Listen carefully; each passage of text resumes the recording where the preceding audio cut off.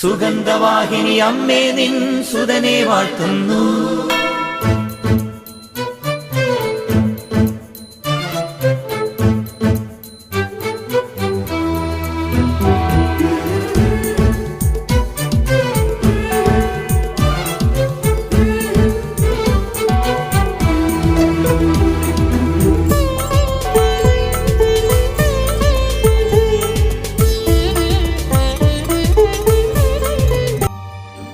സ്നേഹമുള്ള സഹോദരങ്ങളെ, പ്രഭാതവന്ദനം.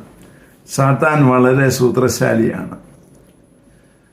ഒരു പൊതുവായിട്ട് ചില കാര്യങ്ങൾ പോലും നമ്മൾ അറിയാതെ അങ്ങ് പറഞ്ഞു പോവുകയാണ്.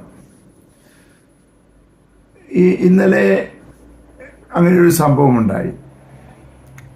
ഇങ്ങനെ ഞായറാഴ്ച കുർബാന കാണാതെ ചിലർ തിങ്കളാഴ്ചയാണ് അത് കടം തീർക്കുന്നത് എന്ന് പറഞ്ഞു. അവരുടെ സാഹചര്യം എന്താണെന്ന് നമുക്ക് അറിയത്തില്ല. നിനക്ക് ഞായറാഴ്ച പോകാൻ സാധിക്കുമെങ്കിൽ ഞായറാഴ്ച നീ പോവുക. അവന് പോകാൻ പറ്റാത്ത സാഹചര്യം എത്രമാത്രം വലുതായിരുന്നു എന്ന് നിനക്കറിയത്തില്ല. പക്ഷെ നമ്മുടെ അതേ ഉത്തരവാദിത്വം അല്ലെങ്കിൽ നമ്മളുടെ അതേ അവസ്ഥയാണ് അവരുടേതെന്ന് വെച്ചുകൊണ്ടാണ് അവൻ ഞായറാഴ്ച പള്ളിയിൽ വന്നില്ലല്ലോ, തിങ്കളാഴ്ച അതിന് പകരം തീർക്കാൻ കടം തീർക്കാൻ വന്നിരിക്കുകയാണല്ലോ എന്ന് ചിന്തിക്കാൻ ഇടയായത്. അങ്ങനെ പറഞ്ഞുപോയി. പിന്നെയാണ് കർത്താവ് പറഞ്ഞത്, നീ എന്തുദ്ദേശിച്ചാണ്, നീ എന്തുകൊണ്ടാണ് അങ്ങനെ പറഞ്ഞത്? എനിക്ക് ഭയങ്കരമായി അനുദപിക്കുവാനായിട്ട് ഇടയായത്. കാരണം ഒരു വ്യക്തിയെ അല്ലെങ്കിൽ പോലും പൊതുവെ ഒരു കാര്യം അങ്ങ് പറഞ്ഞു പോവുക, അറിയാതെ സംഭവിച്ചു പോവുകയാണ്. ഇതാണ് നമ്മൾ ചെയ്യുന്ന ഒരു വലിയ തെറ്റ്. നമുക്കറിയത്തില്ല മറ്റുള്ളവരുടെ സാഹചര്യം എന്താണ്, മറ്റുള്ളവരുടെ അവസ്ഥ എന്താണ്. അവർ നിന്നെപ്പോൾ തന്നെ ആണ് എന്നൊരു ചിന്ത കൊണ്ടാണ്. നിനക്ക് ക്ഷമിക്കാൻ പറ്റുന്ന പോലെ അവർക്ക് ക്ഷമിക്കാൻ പറ്റുന്നില്ല. എന്തുകൊണ്ട് ക്ഷമിക്കാൻ പറ്റുന്നില്ല? അതിന് ദൈവത്തിന്റെ കൃപയില്ലാത്തത് കൊണ്ടാണ്.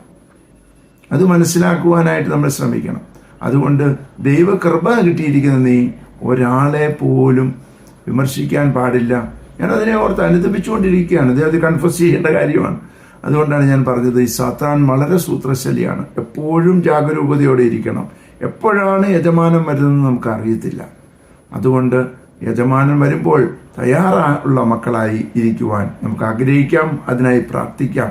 വന്നു പോകുന്ന കൊച്ചു കൊച്ചു തെറ്റുകളെ ഓർത്ത് അനുദപിച്ച് ദൈവസന്നിധിയിൽ ഏറ്റുപറയാം. പരിശുദ്ധ അമ്മേ സഹായിക്കണേ. വിശുദ്ധ യോസേപ്പ് പിതാവേ ഞങ്ങൾക്ക് വേണ്ടി പ്രാർത്ഥിക്കണമേ. പരിശുദ്ധാത്മാവേ എഴുന്നള്ളി വരണേ. പരിശുദ്ധ പരമ ദിവ്യകാരുണ്യത്തിന് എന്നേരവും ആരാധനയും സ്തുതിയും പുകഴ്ചയും ഉണ്ടായിരിക്കട്ടെ. ആമേൻ.